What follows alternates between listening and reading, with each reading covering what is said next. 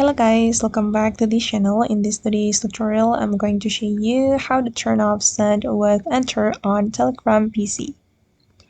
Okay, let's get into it guys. First thing first, I'm going to open up my Telegram application on my personal computer. And then if we want to turn off a send with enter feature on Telegram, we need to go to the Telegram setting. We can click on the three lines and then select settings, and we're going to scroll down until we find the chat settings. Okay, you can go to the chat settings and then you can scroll down again and go to the messages. Alright, and here you'll be able to turn off send with enter.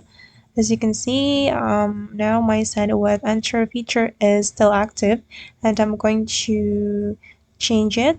I'm going to select this one, send with control plus enter.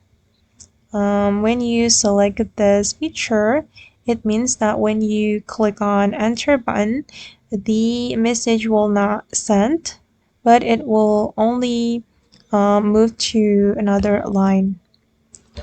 Okay guys, and that's all the way to turn off send with enter on Telegram PC.